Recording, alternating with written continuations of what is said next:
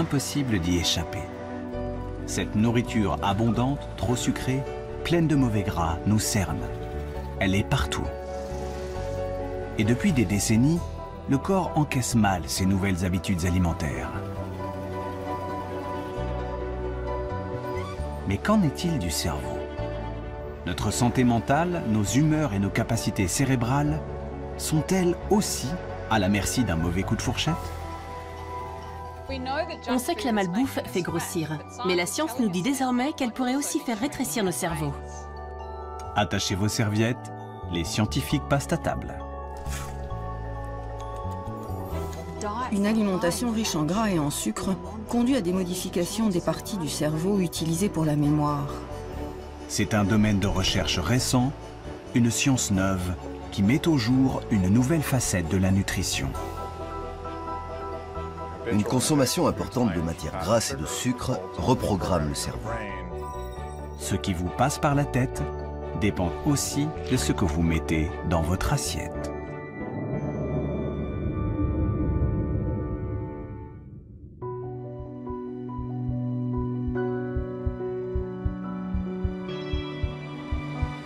Tout commence dès les premiers repas, avant même la naissance.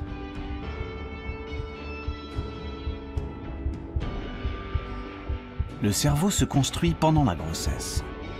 Son fonctionnement plus tard dépend de la manière dont il aura été nourri et de ce que la mère aura avalé pendant 9 mois.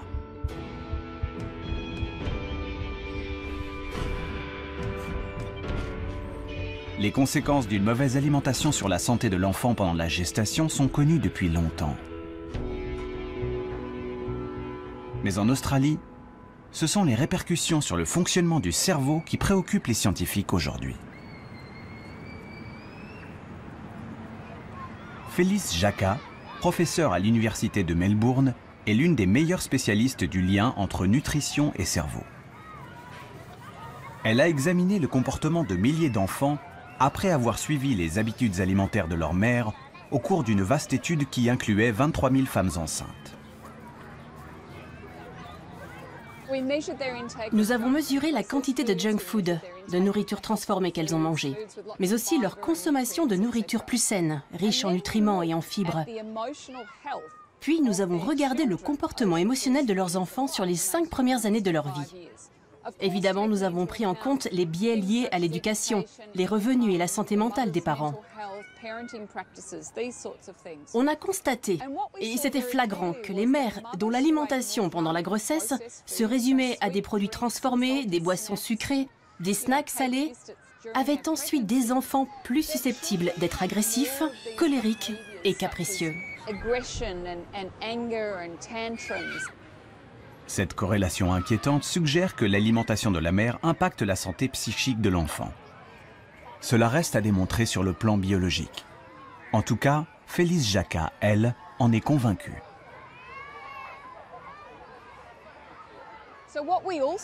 Cette étude norvégienne nous a aussi permis de découvrir que l'alimentation de l'enfant comptait autant que celle de la mère.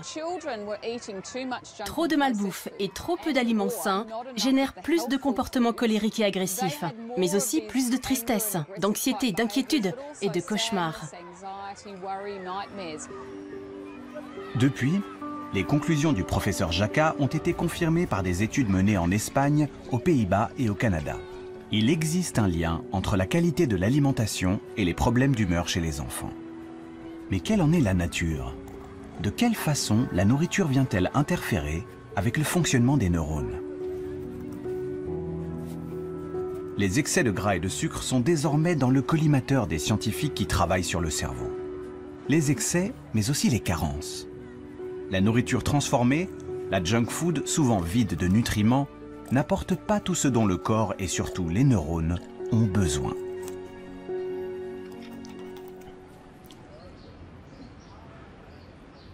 Dans ce laboratoire de l'Université de Bordeaux, les scientifiques étudient les conséquences des carences alimentaires sur le cerveau des souris.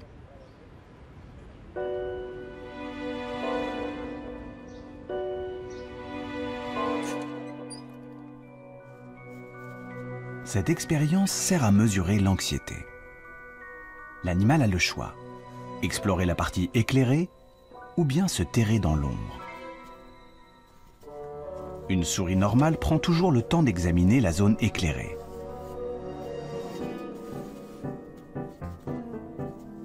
Mais celle-ci a été privée d'oméga 3 pendant sa croissance.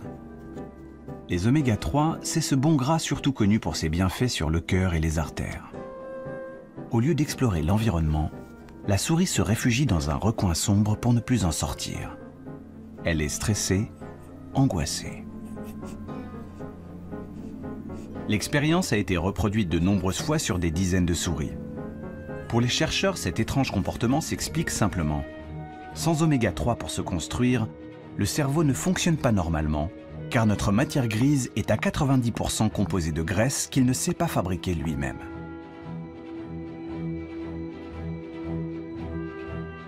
Le cerveau, c'est l'organe après le tissu adipeux le plus riche en acides gras polyinsaturés, qu'on appelle aussi oméga 3. Donc ces oméga 3, ils sont indispensables, c'est-à-dire que comme l'organisme ne peut pas les fabriquer, il faut qu'on les mange, donc on va les trouver dans l'alimentation. Les poissons gras, les abats, les huiles végétales, les graines comme les noix ou les amandes ont longtemps été les principales sources d'oméga 3 pour l'homme. Des aliments qui se sont raréfiés dans la cuisine des pays industrialisés.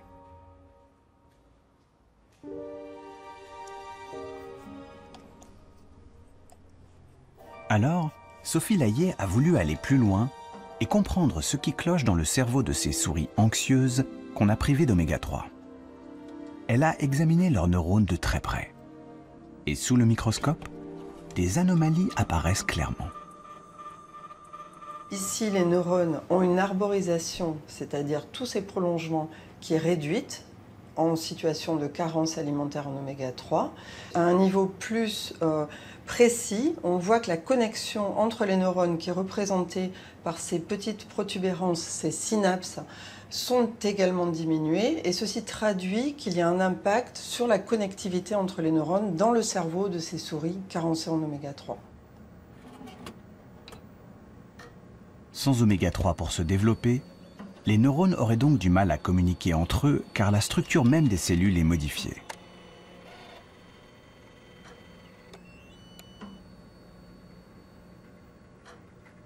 Les oméga 3 que l'on consomme vont rentrer dans le cerveau et s'incorporer dans les membranes des neurones. Et lorsqu'ils s'incorporent, ils vont donner une flexibilité à cette membrane des neurones plus importante et permettre une meilleure connexion de ces neurones entre eux.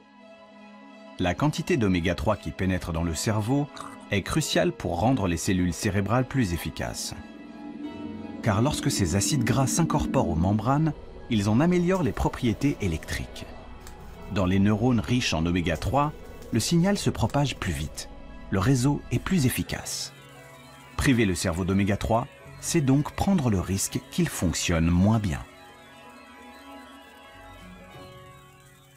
La population générale est carencée en oméga 3. On a des apports insuffisants en oméga 3. Donc c'est important d'y veiller, de faire attention, surtout dans les périodes particulières, comme la période développementale, qui est cette période où les oméga 3 s'incorporent massivement dans le cerveau.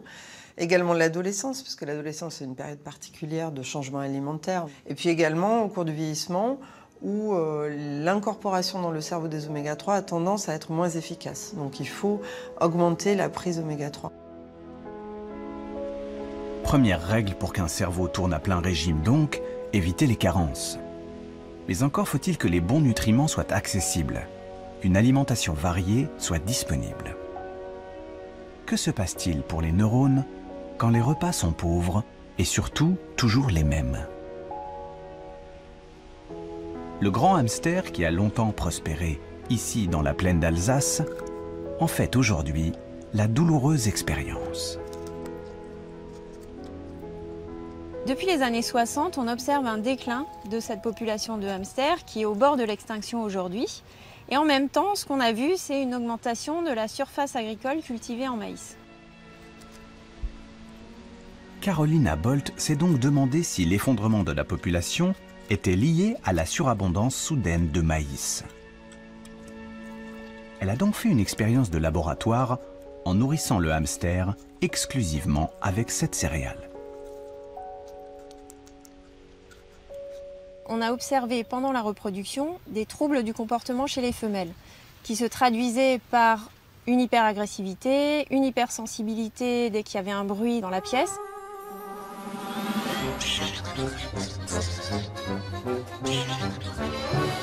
Et surtout, ce à quoi on ne s'attendait pas, c'est que ces femelles ont dévoré leurs petits dès le premier jour après leur naissance. Et ce comportement a été observé chez plus de 80% des femelles. Un piètre régime alimentaire suffit donc à faire glisser le hamster dans une folie meurtrière. En cause, une simple vitamine. C'est une carence en vitamine B3 qui est à l'origine de ce comportement anormal, puisque lorsque nous les avons supplémentées en vitamine B3, en plus de leur régime à base de maïs, elles ont retrouvé un comportement tout à fait normal et elles se sont mises à allaiter leurs petits, à les élever comme des femelles nourries avec un régime diversifié. La mésaventure du hamster a quelque chose d'inquiétant. Un régime carencé, déséquilibré, pourrait-il déclencher chez nous aussi de l'agressivité, des réactions violentes?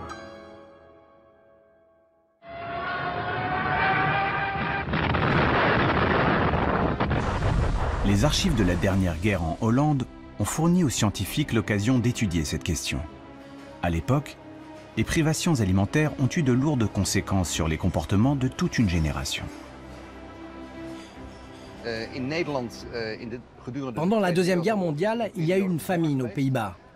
Et pendant cette période, des femmes enceintes ayant souffert de la faim ont donné naissance à des enfants qui, plus tard, vers 18-19 ans, ont montré des troubles de sociabilité plus importants que les gens du même âge, nés à une autre époque.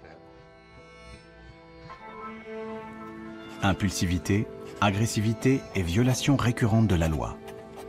Cette génération a été particulièrement marquée. Depuis, de nombreux travaux établissent un lien entre violence et qualité de l'alimentation au quotidien.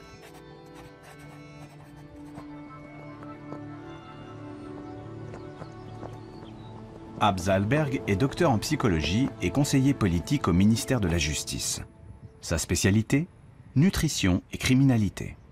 Il est convaincu qu'enrichir la nourriture en vitamines, acides gras et minéraux peut réduire l'agressivité.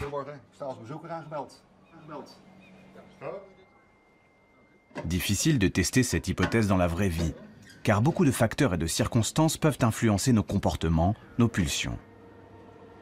Afin d'étudier l'alimentation dans un contexte quasi idéal, sans l'influence de nombreux paramètres, il a choisi la prison.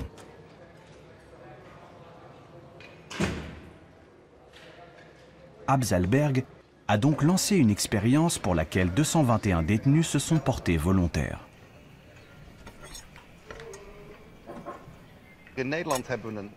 Ici, aux Pays-Bas, nous avons mené une étude sur de jeunes détenus dans 8 prisons différentes. Pendant 3 mois, nous leur avons donné des suppléments de vitamines, minéraux et acides gras. Puis nous avons regardé l'effet sur leur comportement. Nous l'avons mesuré de 2 manières différentes. D'abord, nous avons demandé directement aux détenus à quel point ils se sentaient agressifs. Puis nous avons demandé aux surveillants leur point de vue sur la question. Mais surtout, nous avons regardé le registre des incidents, le nombre de fois où les détenus étaient punis. Et on a vu que les placements à l'isolement avaient grandement baissé. Dans le groupe de détenus dont les repas ont été améliorés, le nombre d'incidents a été réduit d'1 tiers.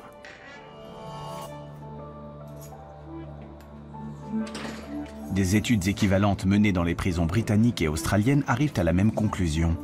Minéraux, oméga 3 et vitamines ajoutées comme complément alimentaire réduisent les comportements violents.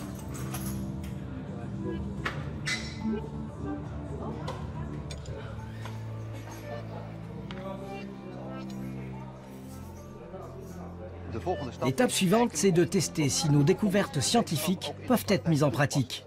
Nous avons plusieurs projets avec l'administration pénitentiaire. Nous verrons si une modification de l'alimentation peut être envisagée comme un moyen de réguler l'agressivité. Ce que nous ingérons a donc le pouvoir de changer nos humeurs, de stimuler certaines pulsions. Mais le contenu de l'assiette pourrait-il aussi influencer nos décisions? Celles que nous croyons prendre le plus librement du monde?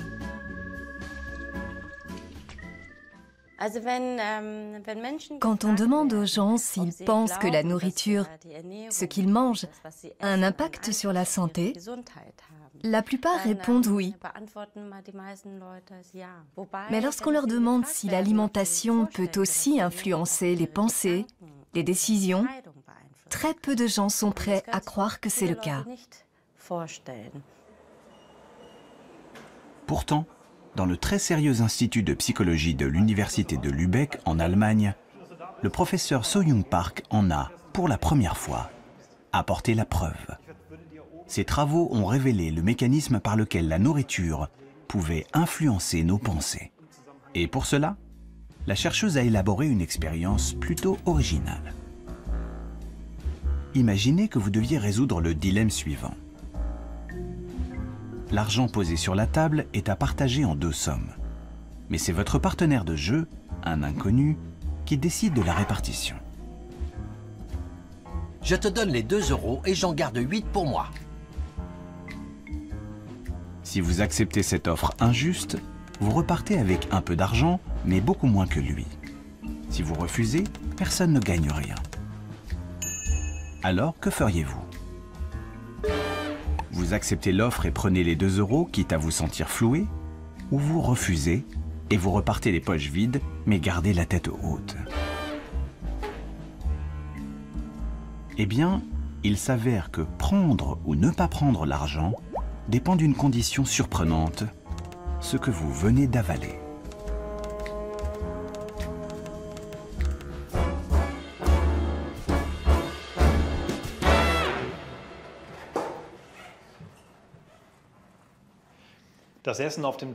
Nous vous avons préparé un petit déjeuner. La seule consigne à respecter, c'est de tout manger. Je reviens plus tard pour la partie comportementale. Bon appétit.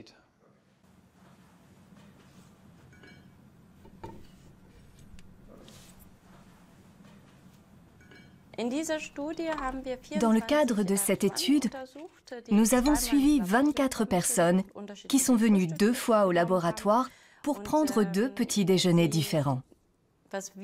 Nous avons constaté qu'une même personne prenait des décisions complètement différentes en fonction de ce qu'elle avait mangé le matin. Pour le cobaye, les 2 petits déjeuners ont l'air identiques. En réalité, l'un est beaucoup plus protéiné que l'autre. La proportion de protéines par rapport au sucre est le seul paramètre qui change. Quelques heures après le repas, le cobaye passe alors plusieurs tests sur un ordinateur. Aujourd'hui, il a tendance à accepter l'offre. Son intérêt l'emporte sur son agacement. Il partira avec un peu d'argent en poche. La semaine passée, il avait surtout refusé et n'avait presque rien gagné. Le sujet ayant consommé un petit déjeuner plus riche en protéines le matin s'est montré tolérant aux offres injustes. À l'inverse, le sujet ayant consommé un petit déjeuner riche en glucides s'est montré plus intransigeant devant les offres injustes. En moyenne, le sujet, quand il a eu peu de protéines, rejette les offres injustes 2 fois plus souvent. Mais comment expliquer un résultat aussi surprenant? Pour comprendre et apporter une preuve biologique à cette observation, les scientifiques ont procédé à des analyses sanguines. Nous enverrons le sang au laboratoire pour analyse. On va mesurer le taux d'hormones et d'acides aminés. Pour les hormones, on s'intéresse à l'insuline, au cortisol, l'adrénaline et l'ACTH. Et pour les acides aminés, au tryptophane et à la tyrosine.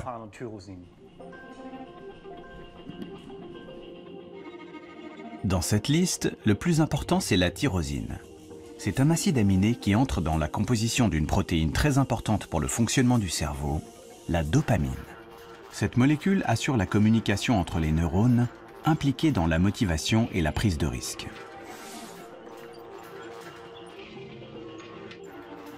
Les résultats des analyses montrent que les sujets qui présentent un taux plus élevé de tyrosine dans le sang sont ceux qui acceptent plus facilement l'offre inéquitable.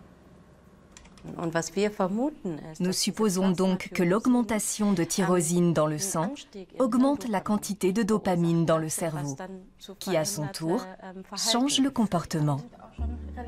Autrement dit, en quelques heures, ce que nous mangeons modifierait subtilement la chimie du cerveau et donc la communication entre les neurones, suffisamment pour orienter certaines de nos décisions.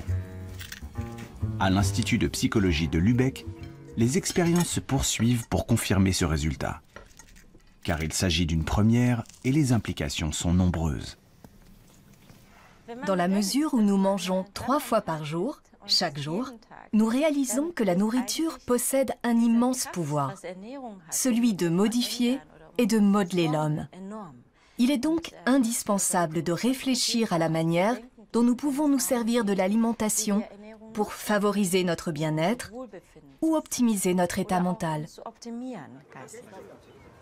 Entre les carences alimentaires qui ramollissent le cerveau, perturbent les humeurs, et le menu qui interfère avec les décisions du quotidien, il est de plus en plus clair que l'alimentation joue un rôle prépondérant dans notre vie psychique.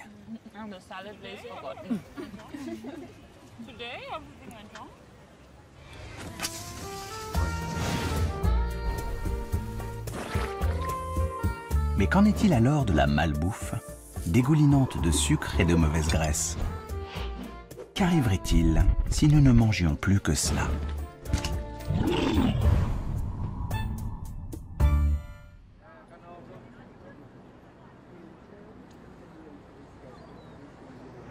C'est l'objet des recherches menées ici en Australie, à l'Université de Sydney.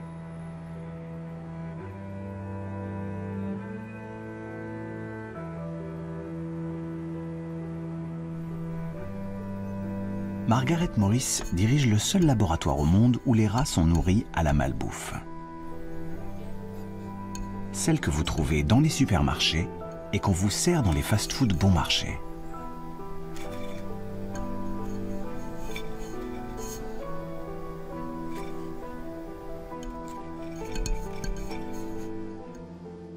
Pour nos expériences, nous utilisons ce que tout le monde mange en Occident. On donne à nos rats des quiches, des frites, des gâteaux et des biscuits. Cette nourriture pas chère est toute préparée. On reproduit les habitudes alimentaires du monde occidental. Première conséquence, le rat double ses rations alimentaires. L'animal n'est jamais rassasié. Mais ce n'est pas le plus surprenant.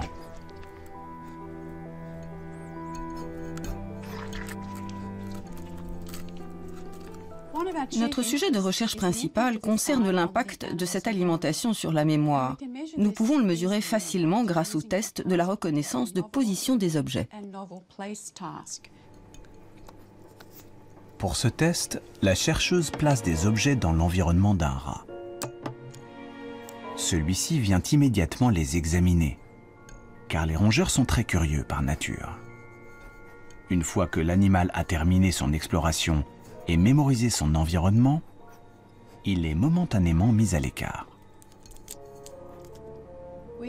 Puis on remet l'animal en présence du même objet que l'on a changé de place.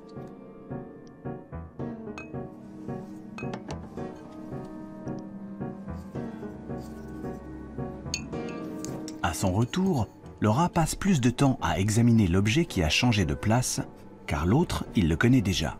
Il est gravé dans sa mémoire.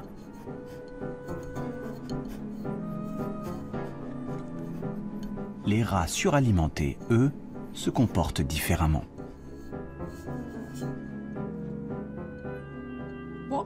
On a observé que les animaux qui mangent très gras, très sucré, ont du mal à se rendre compte, à se rappeler que l'objet a été déplacé.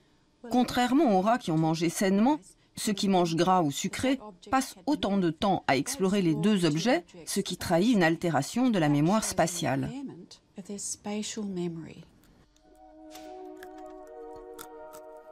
Les rats suralimentés ont une mémoire spatiale abîmée, mais aussi d'autres dysfonctionnements qui sonnent comme un signal d'alarme pour les scientifiques.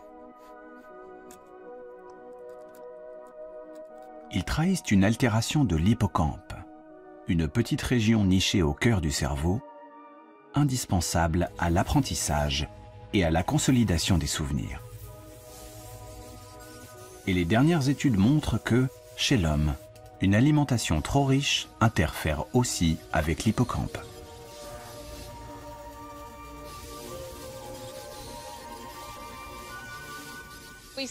On a par exemple mis en évidence qu'il existait un lien entre l'alimentation et la taille de l'hippocampe, mais aussi avec celle de la matière grise ou de la matière blanche. Des études d'intervention commencent aussi à sortir. Elles montrent que 4 jours d'un régime à base de malbouffe suffisent à altérer les fonctions cognitives qui dépendent de l'hippocampe. You order a Coke. It tastes good. You didn't care if it was a Coke. You just wanted an allergy. I wanted a Coke. I like the taste. Oh! Can I get some fries with that? Notre mémoire, nos capacités intellectuelles, sont-elles vraiment menacées par nos nouvelles habitudes alimentaires? Il est encore trop tôt pour être catégorique.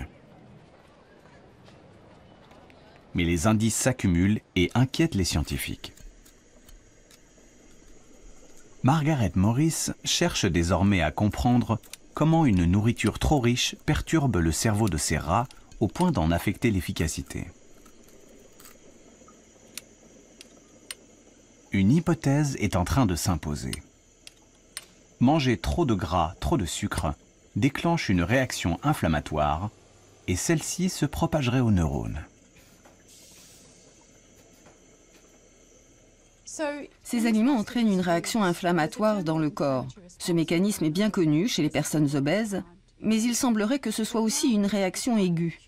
On a constaté que les niveaux de molécules inflammatoires augmentent en fonction de l'alimentation.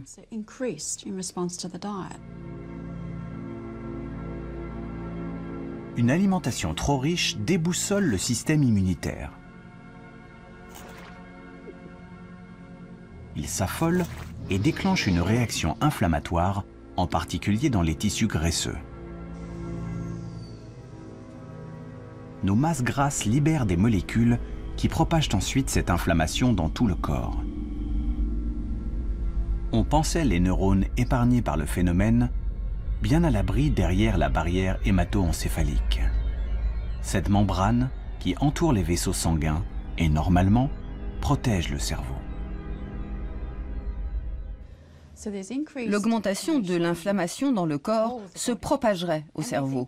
La raison en est que la barrière hémato-encéphalique qui protège normalement le cerveau des molécules inflammatoires peut être détériorée par l'alimentation et devenir poreuse. Des fuites qui laisseraient passer ces molécules. Chez le rat, en réaction à la nourriture, on a observé des changements dans les niveaux de molécules inflammatoires à l'intérieur du cerveau. Et ceci était corrélé à la perte de mémoire.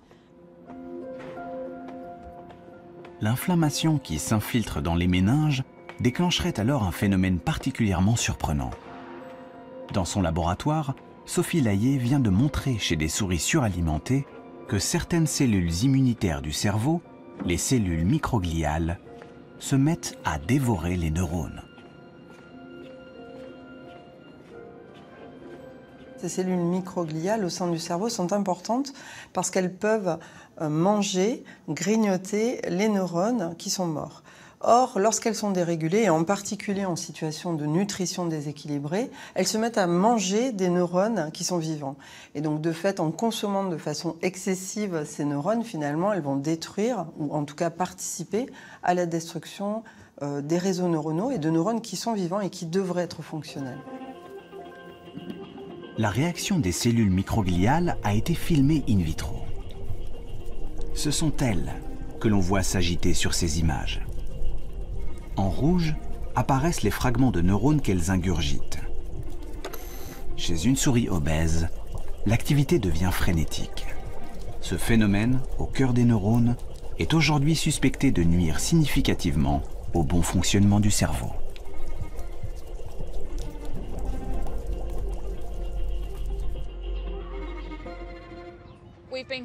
Cela fait 30 ans qu'on dit aux gens « Ne mangez pas ça, vous allez faire une crise cardiaque, vous allez avoir un cancer ou devenir diabétique. » Et ça n'a rien changé aux comportements alimentaires.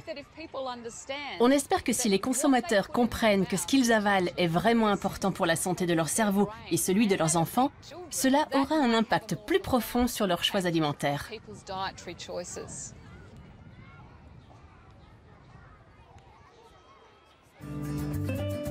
Prendre conscience que certaines habitudes alimentaires nuisent au cerveau est une chose.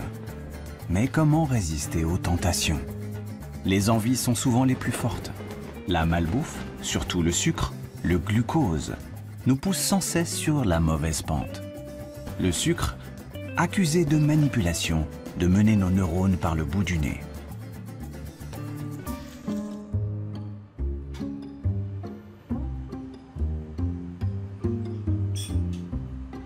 Microscope, mini-manipulateur et enregistreur ultrasensible. Xavier Fioramenti est aux commandes d'une machine capable d'enregistrer l'activité électrique d'un seul neurone. Le principe est simple. Une tranche de cerveau de souris baigne dans un liquide qui le maintient en vie.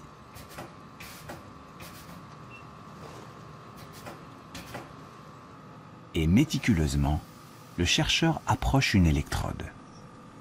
L'opération est particulièrement délicate. Ici, je descends la pipette dans la tranche de cerveau. Et maintenant, on va approcher cette pipette d'enregistrement à proximité du neurone jusqu'à établir un contact. Et ici, voilà. Ça y est, on a établi un contact et maintenant, on va pouvoir mesurer l'activité électrique du neurone. Les pics vers le haut que l'on voit sont des potentiels d'action. C'est de cette manière que les neurones codent l'information dans le cerveau. Le temps qui s'écoule entre chaque pic constitue le message envoyé par le neurone. Donc maintenant, on va augmenter la concentration en glucose dans le bain. Et on va voir si cette cellule elle répond à cette augmentation de la concentration en glucose. Et comme on peut voir ici, cette cellule, en réponse à l'augmentation de la concentration en glucose, a une activité électrique qui est augmentée. Il y a plus de potentiel d'action qu'on pouvait le voir ici avant l'augmentation de la concentration en glucose. Ici, le signal est celui d'une seule cellule. Dans le cerveau, les neurones sont tous connectés les uns aux autres. Les scientifiques suspectent donc le glucose d'avoir la capacité de modifier l'activité de zones cérébrales entières, celles qui contrôlent les émotions, le plaisir.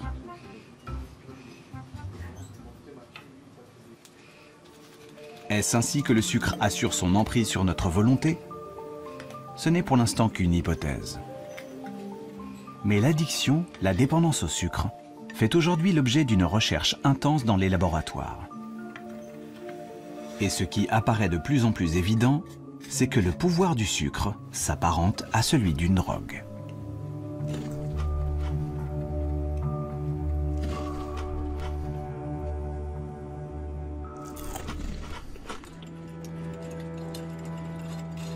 Serge Ahmed a été un des premiers à en apporter la preuve avec une expérience très simple. Il a d'abord élevé des rats en leur donnant de la cocaïne et du sucre. Puis, après des semaines de ce double régime, il a confronté les animaux à un choix. Donc là, nous avons la situation dans laquelle l'animal a le choix entre un levier qui est connecté à une seringue qui contient une drogue en solution, et donc la drogue en question, c'est une drogue dure, comme de la cocaïne et l'héroïne, et à gauche, un levier qui lui permet de contrôler une autre seringue qui contient une boisson sucrée. Et là, on voit que l'animal fait le choix de la boisson sucrée. Les rats se tournent 4 fois plus souvent vers l'eau sucrée que vers la drogue. Pas d'overdose avec le glucose, mais l'envie irrépressible est bien là. Donc cette expérience, très simplement, démontre que le sucre a un potentiel addictif plus important que nous l'avions imaginé jusqu'à présent, et peut-être même plus important que celui de drogues dures, comme la cocaïne et l'héroïne.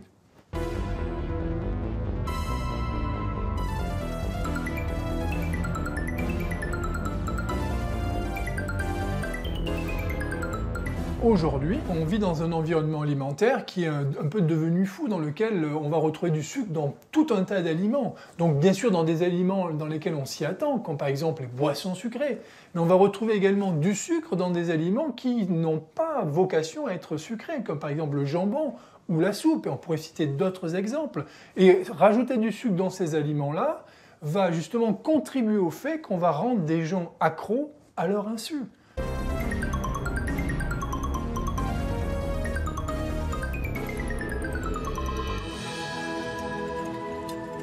Alors, sommes-nous vraiment tous drogués à la barre chocolatée et au sucre, dissimulé dans la plupart des produits de supermarché?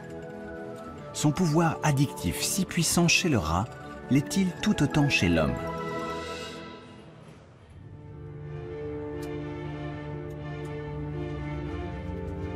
L'influence de la nourriture sucrée sur le cerveau humain est justement à l'étude ici, à l'Institut de recherche de l'Oregon.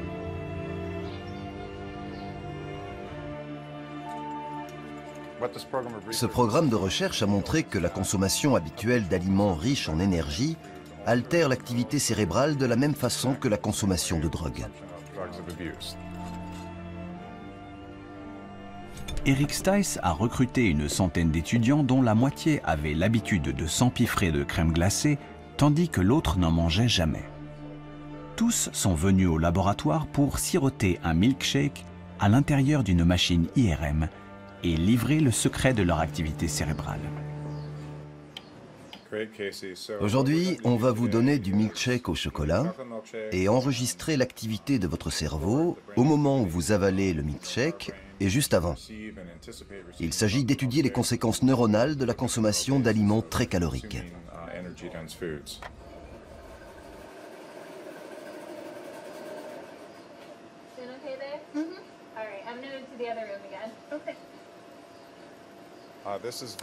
C'est très simple. Vous allez boire du milkshake et vous aurez juste à rester immobile. Après l'avoir gardé en bouche 5 secondes, vous pourrez l'avaler. On répétera cette expérience plusieurs fois. Grâce à un simple tuyau, le sujet sirote le milkshake sans bouger la tête. On a découvert que chez les gens qui n'ont pas l'habitude de manger de la crème glacée, le circuit de la récompense s'active facilement. Il s'allume de manière très forte. En revanche, chez ceux qui mangent souvent de la crème glacée, la réaction est différente. Il n'y a pratiquement aucune activation. Cela montre que la consommation régulière d'aliments très caloriques réduit le plaisir que l'on ressent lorsqu'on en mange. Le circuit de la récompense est une région cérébrale qui contrôle la sensation de plaisir. Elle est particulièrement sensible à la consommation de sucre. Mais trop en manger finit par atténuer sa réactivité. À dose égale, le plaisir ressenti s'en trouve réduit. Ce qui est intéressant, c'est que ceux qui consomment de la cocaïne ou d'autres drogues très régulièrement présentent une tendance très similaire. Ils doivent augmenter leur consommation pour ressentir le même plaisir. En cause, la diminution de la réaction du circuit de la récompense lorsqu'ils consomment trop de ce qui leur procure du plaisir. Autrement dit, il en faut toujours plus pour avoir sa dose. Comme chez le rat, le sucre agirait donc sur notre cerveau à la manière d'une drogue. Son pouvoir addictif est-il pour autant aussi puissant chez l'homme? La question divise encore la communauté scientifique. Mais l'expérience d'Eric Stice a révélé un autre effet plus subtil et peut-être plus pernicieux encore. Le cerveau, après un régime trop riche en sucre, devient hypersensible aux images de nourriture. Plus vous mangez de crème glacée et moins votre circuit de la récompense réagit. En revanche, il s'allume beaucoup plus fort quand vous percevez une image qui annonce que vous allez peut-être en manger. Le circuit s'emballe quand vous voyez un magasin de crème glacée en voiture ou si vous voyez une publicité pour de la glace à la télé. Et il s'active bien plus chez ceux qui consomment souvent de la crème glacée que chez ceux qui n'en mangent jamais. C'est ce mécanisme qui incite à manger sans avoir faim et qui est à l'origine de l'obésité et de tous les problèmes de santé qui vont avec. L'influence directe de la nourriture sur notre cerveau joue donc un rôle crucial dans ce que nous choisissons de manger chaque jour. Le comportement alimentaire s'avère être un phénomène extrêmement complexe.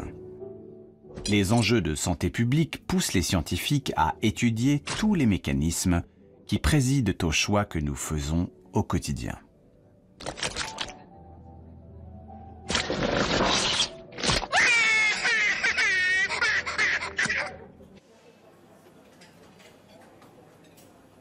Que se passe-t-il vraiment dans le cerveau au moment de prendre un dessert plutôt qu'une entrée, un poisson plutôt qu'une viande? Qui tire vraiment les ficelles?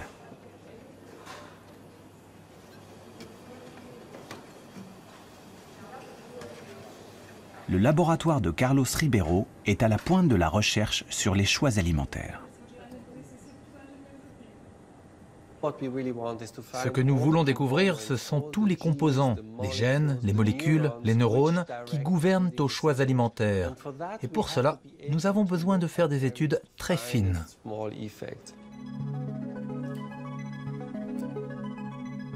La simplicité de son modèle, la mouche, permet d'explorer de nouvelles voies, de nouvelles hypothèses. Pour comprendre le comportement alimentaire de la mouche, Carlos Ribeiro vient de mettre au point une machine qui permet de suivre dans les moindres détails les choix que fait l'insecte quand il passe à table. Lorsque la mouche touche la nourriture, on peut le voir avec ce capteur. Il s'agit du même que celui utilisé dans une tablette ou un téléphone tactile. Mais là, on ne détecte pas un doigt, mais le contact avec la nourriture. Ce qui nous permet d'analyser de manière précise le choix de la mouche entre protéines et sucre, mais aussi comment elle mange, en quelle quantité, à quelle vitesse, à quelle fréquence. On peut vraiment disséquer tous les détails de ces décisions contrôlées par le cerveau. Grâce à cette technique, Carlos a prouvé que ce qui oriente le choix alimentaire, ce sont d'abord les carences. Naturellement, les mouches privées de protéines préfèrent la nourriture riche en protéines. Mais en regardant de plus près, il a observé que ce n'est pas toujours le cas.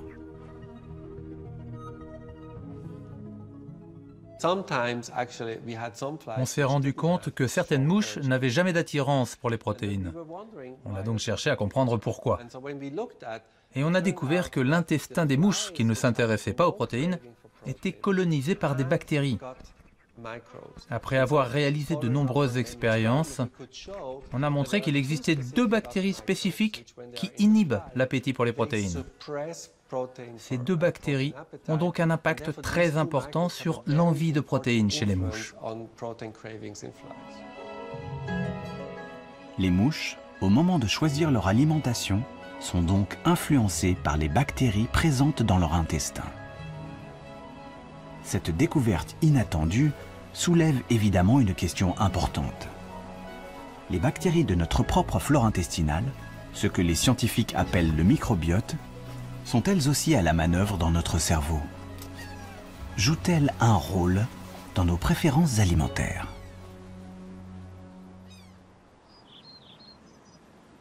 À l'université de Cork, en Irlande, John Cryan est un pionnier dans la recherche sur le microbiote. Il a réussi à prouver que chez les mammifères aussi, les bactéries de l'intestin interviennent dans certains comportements. Lorsque vous prélevez des bactéries sur des souris anxieuses et que vous les transplantez à des souris normales, le niveau d'anxiété de ces dernières augmente et vice-versa.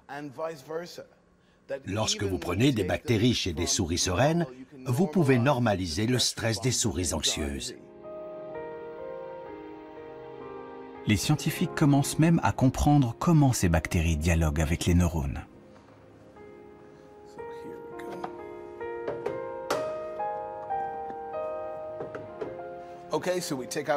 On retire les organes et on découvre le nerf vague, ici en jaune.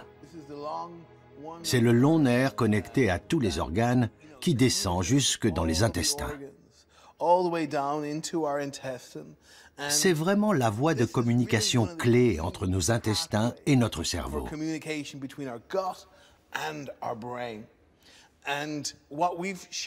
Avec des collègues canadiens, il y a quelques années, nous avons montré sur la souris que si l'on coupe le nerf vague, tous les effets liés à certaines bactéries disparaissent.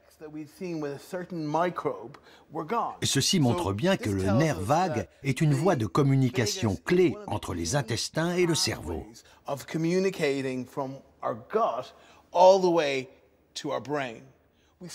Il nous reste à comprendre ce qu'il se passe exactement dans le cerveau. Nous devons découvrir comment les signaux activent les zones cérébrales qui contrôlent des comportements complexes comme le comportement alimentaire. Et c'est là-dessus qu'on travaille en ce moment. L'influence des bactéries sur nos préférences alimentaires reste donc à démontrer aujourd'hui. En revanche, il est établi qu'elles agissent sur l'humeur et l'anxiété. Les scientifiques considèrent même désormais le microbiote comme une sorte d'intermédiaire, un agent de liaison entre la nourriture et notre cerveau.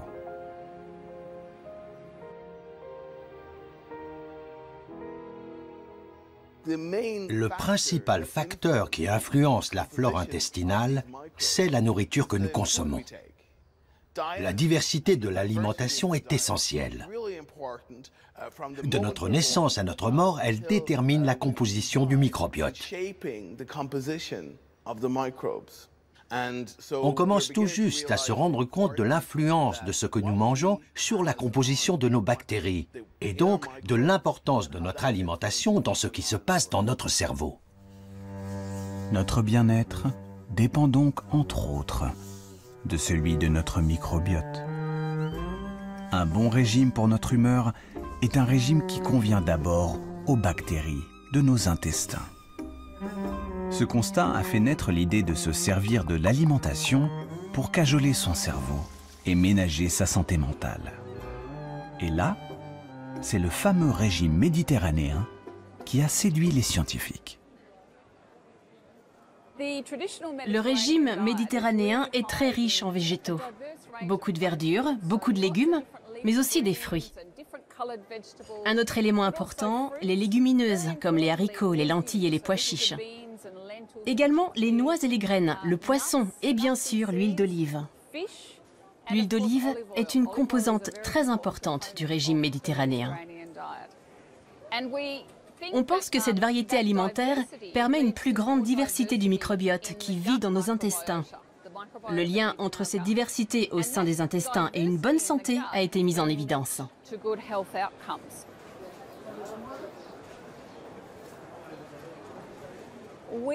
On a réalisé une première étude l'an dernier avec 67 personnes qui souffraient de dépression sévère.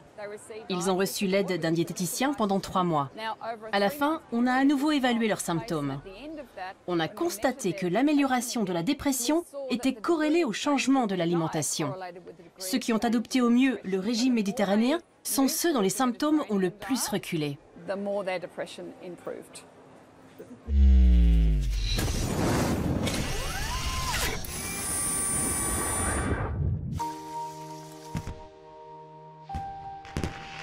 Mettre la cuisine au service de son cerveau est une idée qui fait son chemin. Les scientifiques explorent désormais toutes les pistes. Les épices vantées depuis des siècles par la médecine traditionnelle indienne sont désormais étudiées dans les laboratoires pour leurs vertus sur le mental.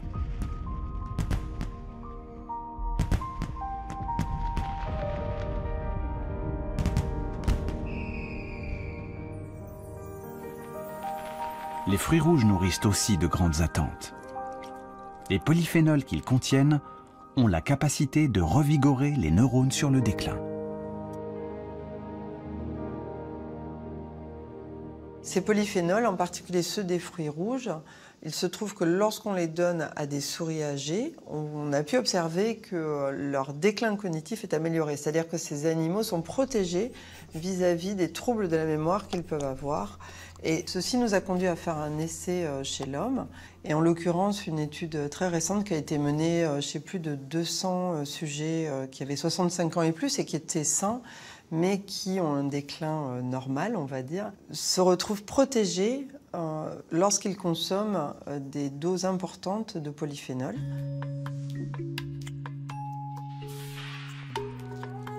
Les fruits rouges et les épices sont-ils les ingrédients miracles pour des neurones éternellement jeunes? Il est encore prématuré de le dire. La science commence à peine à découvrir les secrets de cette relation inattendue entre l'alimentation et le cerveau. Le menu idéal pour nos méninges reste largement un mystère aujourd'hui. Mais un régime diversifié, équilibré, qui boude la nourriture transformée, le sucre, et qui favorise les fruits et les légumes, semble à ce jour la meilleure recette pour préserver au mieux ses facultés mentales. Ma grand-mère disait, tu es ce que tu manges, alors mange bien. Et la science est en train de montrer à quel point elle avait raison. Dans les années à venir, il est fort probable que l'on commence à penser nutrition et médecine personnalisée et à comprendre très clairement comment les aliments interagissent avec le cerveau. Si on limitait les carences, est-ce que cela ferait baisser la criminalité? Trop tôt pour le dire. Ce qu'on sait, c'est que quand on fait le pari d'une alimentation saine, cela a des effets sur le comportement. Plus on mange de barres chocolatées, plus on est sensible aux sollicitations. Et plus on mange de barres chocolatées. C'est monstrueux. La meilleure chose à faire si vous avez des enfants, c'est de leur donner une alimentation saine et pas ce genre de merde. J'ai dit merde, désolé.